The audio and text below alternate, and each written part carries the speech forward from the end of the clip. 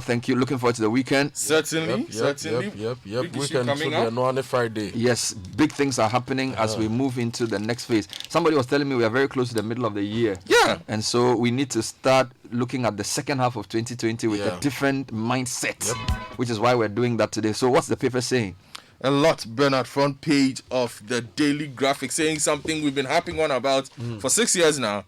Building on water courses, human activities cause Accra floods. Supreme Court rules on NDC-EC case June 23, 100 grams of seized suspected narcotics missing. Ghana beyond aid significant for COVID-19 development, according to Yao Osafo Mafo. Now, the Ghanaian Times, missing illicit drugs, Narcotic Control Commission charges at Customs Division. Government to invest in e-learning facilities for tertiary institutions. Ban on noise making lifted in Accra. And compilation of new voters register. Supreme Court to deliver judgment June 23. Front page of the BNFT, Bernard, big story. Ports challenges lock up COVID-19 drugs. Drugs at risk of expiration before clearance. Prices could go up. I'll give you details. SNIT pays 59 million Ghana cedis past credit to pensioners. And digitizing mining licenses will reduce corruption, according to a GII report. Now, the Chronicle, NDC beats retreat on voter register. Now, if you check other stories, NACOB, Customs fight over cocaine. Police now going to test drugs. $200,000 to be paid into government chest. And I am now prepared to help. President tells Adan chiefs. Front page of the Daily Guide newspaper. NDC runs away from old register. Photo of Godfrey Adame, Justin Amenuvo, and Godwin Tamaklo. NDC apostle on tramadol as MPs defend him. Harvard rewards Napo's effort and vice chancellors engage Nana. Ghana Beyond Aid agenda instrumental to post-COVID-19 progress. This is the senior minister and it's on the front page of the Finder. Road crashes, 909 killed in 5 months. A 14.49% drop due to COVID-19 restrictions compared to 2019. And NDC abandons plan to stop new voters register. Front page of the Herald newspaper. Abusive Ghana Japan running national security and Ghana police. University lecturers refusing to endorse EC's new register. Faulty Nepal's platform threatens Ghana's revenue base. Now, the new weekend crusading guide. Akufo-Addo meets vice chancellors, promises to make PPE available as universities reopen on Monday. And the one-term MP syndrome in Ewutu Senya West. Youth urges NPP delegates as they root for George Anda. ADB presents 23 million to 6 poultry value chain players in Bono region. And Zoom Lion begins disinfection of colleges of education in northern region. Front page of the Daily Statesman newspaper also goes with don't register. NDC orders supporters to boycott new voters registration. Let's safeguard Ghana's future, says the president to vice chancellors. On the new voters registration, the Ghanaian Observer rather says NDC makes U-turn. Ghana Beyond Aid agenda crucial for post-COVID progress. Senior minister. Don't be NDC pawns for distraction. Samuel Oku advises youth. And Apostle test positive for tramadol weed. Go Street Business. Go Street Business, quickly. Deadline extension for insurance recapitalization likely. SNIT pays over 59 million Ghana cedi difference to 19,918 pensioners. Uncertainties driving consumer inflation. Food continues to drive inflation. Ghanaians paying more for local goods. And GEPA presents over 6,350 items to arts and crafts sector.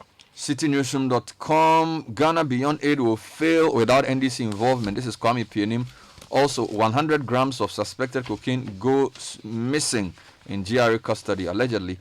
Other stories. Driver in Dompoasi Road crash jailed 1 year, fined 17,000 cedis.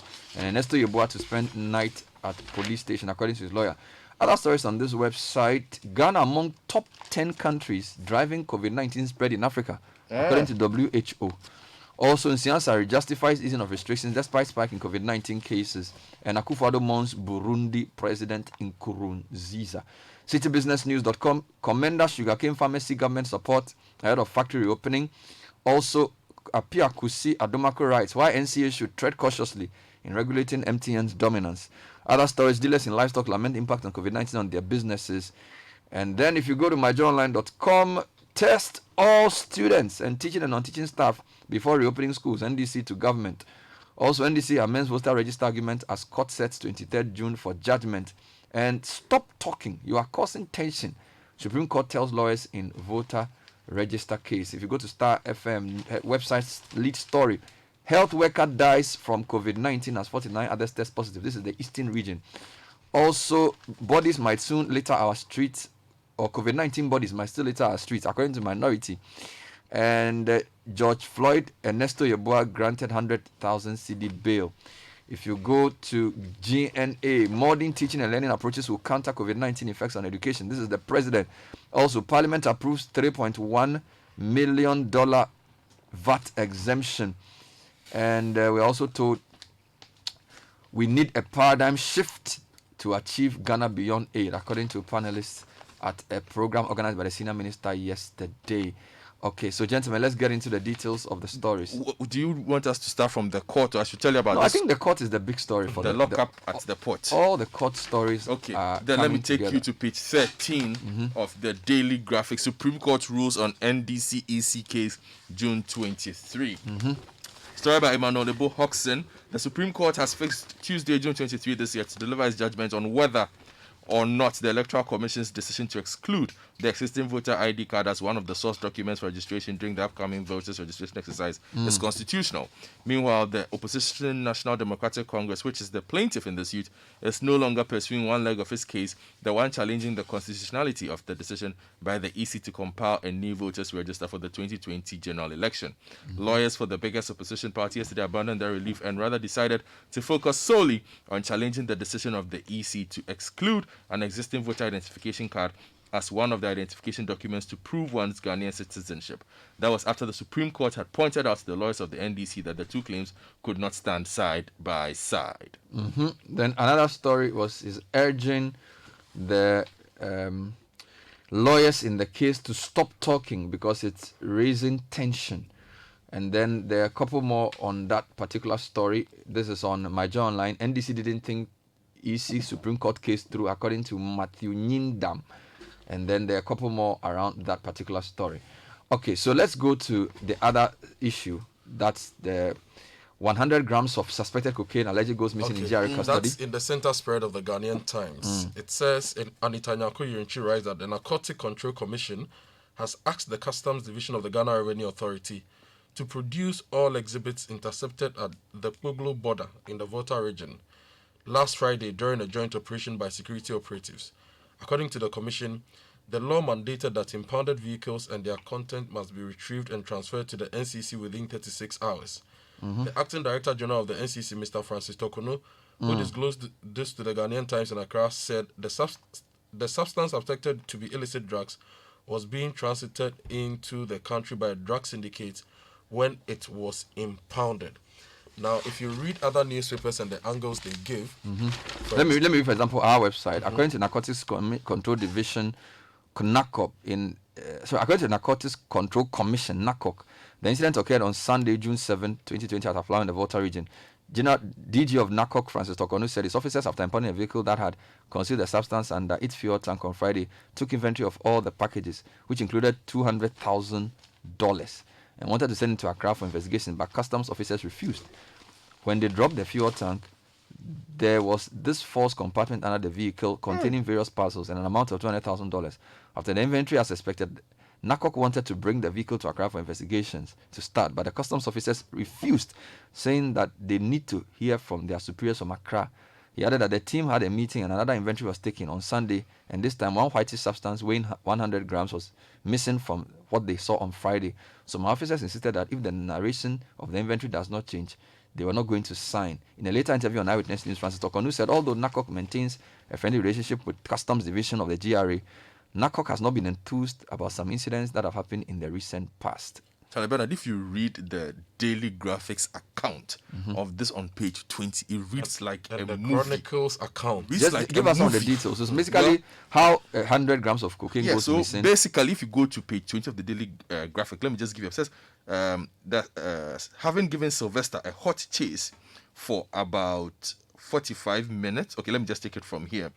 Mr. Tokonu said the vehicle was returned to examination bay and NACO officers recalled other agencies to witness the examination. The assistance of a mechanic was sought to remove the false tank that you referred to. Yes. And in the process of doing that, the driver jumped into the vehicle and sped off, forcing the NACOP officer to jump onto his motorbike to chase the vehicle. Having given Sylvester a hot chase for about 45 minutes, Wow. the NACOP officer, at the peril of his life, bravely crashed his 4-tracks motorbike into the Toyota Land Cruiser Prado, compelling the driver to stop the vehicle. Sensing danger, he added, the suspect took to his heels and abandoned the vehicle, with the scene attracting many bystanders. But the NACOP officer stayed put by the vehicle and called his commander at the Aflao border post for reinforcement.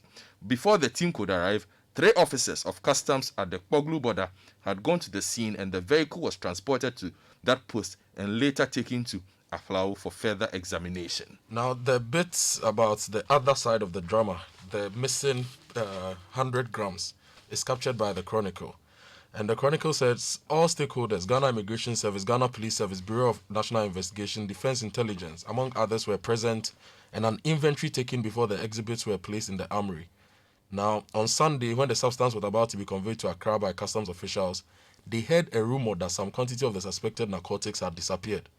However, the Chronicle, with an ear to the ground, picked up a signal that on the very day the inventory was taken, the Aflao Sector Commander of Customs allegedly confronted the official from NACOB about the disappearance of a parcel of 100 grams of the substance. And the confrontation reportedly took place in the open, but the said official denied knowledge. Now, let's investigate this thoroughly. Well, Bernard, let me take you to the ports now, if you don't mind. Yes. Front page of the BNFT, ports challenges lock up COVID-19 drugs. Essential drugs meant for the treatment of the novel coronavirus patients are locked up at the ports awaiting clearance due to challenges faced at the ports by the newly introduced ICUMs, designed by Unipass. With recorded cases currently standing at more than 10,000 and more than 6,000 active cases, pharmaceutical industry players are getting worried about possible expiration of these drugs. The Chamber of Pharmacy Ghana and the Pharmaceutical Manufacturers Association of Ghana have sent out distress calls to the Ministry of Health and port authorities to assist in clearing PPEs, vitamin C drugs, and some other medications which have been locked up at the port but urgently needed for the treatment of patients with COVID-19. And quotes attributed here to a statement issued by the Chamber of Pharmacy Ghana and the Pharmaceutical Manufacturers Association of Ghana added that the cumbersome processes under the new system operated by Unipass has proven very costly for our members in terms of time and actual value of service at the port. The statement further expressed fear of expiration of some drugs if steps are not taken to address the challenges. They're also saying that cost of drugs will go up if this development does not change. Let me give you a quick background story on this man of God who was supposedly caught with weed. So the Ghana Report has a story that the police have denied issuing a lab report on this man of God. So the story says the police has denied issuing a lab analysis report on a self-styled man of God who has been charged with possession of illegal drugs, among others. The supposed report on the urine composition of 56-year-old Kwabena Usweje has been shared across social media. It was published on the letterhead of the police hospital and signed by one Superintendent Dr. Ajua Nurupenin from the Psychiatry Department of the hospital. It claimed that the accused are tested positive for the use of several narcotic substances. The report bears the signature of one superintendent, as I mentioned, from the department. However, Administrator of the police hospital in Accra, DCOP David Eklu, has indicated that the report is not an official one released from the health facility. Here's a quote: "We have not received any official report on that."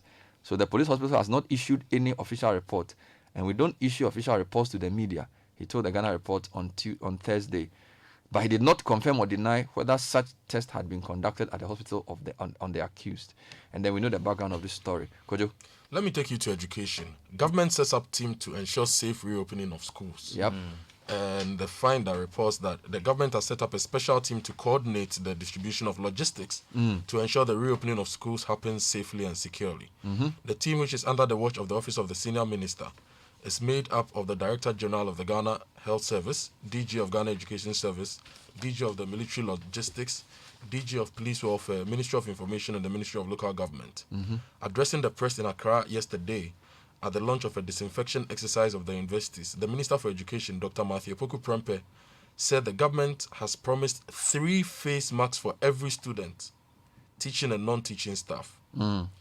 He noted that the Ministry of Trade is organizing all the things the government has set up And for lesser institutions, Veronica buckets, sanitizers, and soaps will be supplied as much as possible to ensure that hygienic protocols are all met within the government's Meanwhile, needs. NDC is asking government to test all students, teaching and non-teaching staff before reopening schools. The COVID-19 technical team of the NDC has called on government to ensure that all students, teaching and non-teaching staff are tested for the novel coronavirus before reopening. This comes on the back of the rising cases of COVID-19, despite the reversal of some restrictions on public gatherings for final years in education institutions to complete their exit exams. And if you go to the university level, vice chancellors have met the president. Stories on page 6 of the Daily Guide. And universities in the country have resolved to reopen on Monday, June 15, to enable final year students to complete their education. At a meeting with President Akufo-Addo at the Jubilee House yesterday, the chairman of Vice Chancellors Ghana, which is made up of vice chancellors of all public universities in the country, Professor Benezor Odro, who is also the VC of the University of Ghana, assured the president that all public universities will resume academic work as directed. Now, I'll give you two stories from the Go Street Business. One is on inflation and its main driver, food, and the other is on SNIT. SNIT pays over 59 million Ghana cedi difference to 19,918 pensioners. The story says the Social Security and National Insurance Trust says it has paid the difference in past credits due its pensioners yesterday, June 11. The payments, SNIT noted, was a result of the implementation of the agreement reached in an MOU between the government and sections of organized labor on the interest rate applied to the accrued interest. That is one story. Now, the other story says uncertainties driving consumer inflation and food continues to drive inflation. Ghanaians paying more for local goods. Now, the Go Street Business has a chart of the various food items or categories that are driving the inflation. And vegetables, Bernard, vegetable leads about 30%, a little over 30%.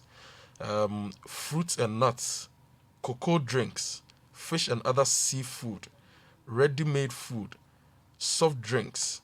They are the top 6. And the story says uncertainties in the food sector amidst the coronavirus pandemic have turned out to be the driving force behind the recent hikes in prices of food in the country. Okay, now let's go to Ghana Beyond Aid quickly. Ghana Beyond Aid will fail without NDC's involvement. Kwame Pienim, this is on citynewsroom.com, and economist Kwame Pienim has cautioned that without collective ownership of the vision by Ghanaians, the Ghana Beyond Aid agenda is likely to fail. Speaking at the virtual forum on COVID-19 and the vision of Ghana Beyond Aid on Thursday, June 11, Mr. Pienim called for the inclusion of the largest